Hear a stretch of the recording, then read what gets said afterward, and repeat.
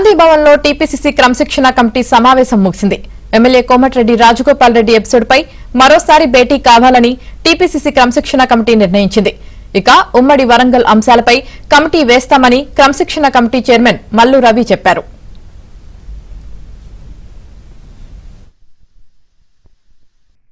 విషయం గురించి మాకు పిసిసి అధ్యక్షుడు నిన్న చెప్పారు.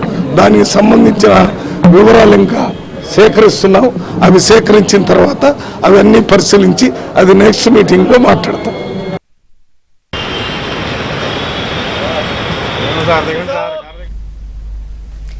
గాంధీ భవన్ లో టీపీసీసీ క్రమశిక్షణ కమిటీ సమావేశం ముగిసింది.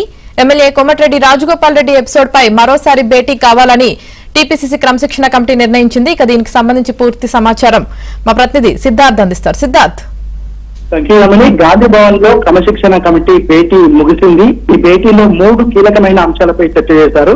ముఖ్యంగా ఉమ్మడి వరంగల్ కి సంబంధించినటువంటి అంశంలో ఇదివరకే ఒక ఫ్రూట్ఫుల్ కన్క్లూజన్ కు వచ్చినా అక్కడ ఉన్నటువంటి నాయకుల మధ్యలో సమన్వయం కోసం ఒక కమిటీ వేయాలని క్రమశిక్షణ కమిటీ పిసిసి చీఫ్ కి ఒక లెటర్ రాసింది. ఆ కమిటీ ఇరు గ్రూపులకు సంబంధించినటువంటి నేతలతో భేటీ అయ్యి వాళ్ళతో మాట్లాడి రెండు గ్రూపులు సమన్వయంతో కలిసి పనిచేయడానికి దోహదపడేలా ఒక కార్యాచరణ తీసుకుని.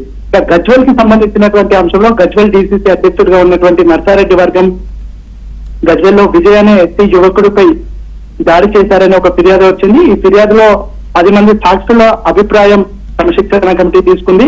ఘటన సమయంలో వివేక్ వెంకటస్వామి అక్కడనే ఉన్నారు, దామోదర రాజనరసింహ అక్కడనే ఉన్నారు. వాళ్ళ దగ్గర నుంచి కూడా ఇన్పుట్స్ తీసుకున్నామని క్రమశిక్షణ కమిటీ చైర్మన్ మల్లు రవి చెప్పారు.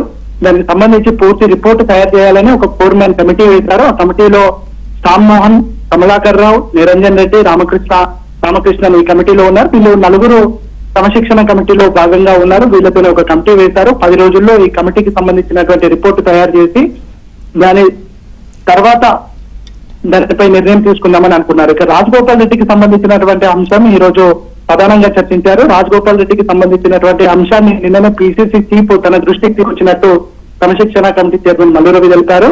రాజగోపాల్ రెడ్డి చేసినటువంటి వ్యాఖ్యలపై పూర్తి వివరాలు సేకరిస్తున్నామని మల్లు రవి చెప్పారు. ఇప్పటికే ఆయన చేసినటువంటి ట్వీట్లు, ఆయన మాట్లాడినటువంటి వీడియో ఫుటేజ్ వాటన్నిటిని తెప్పించుకున్నారు. ఈ రోజు దానికి సంబంధించి క్షుణ్ణంగా అధ్యయనం చేశారు.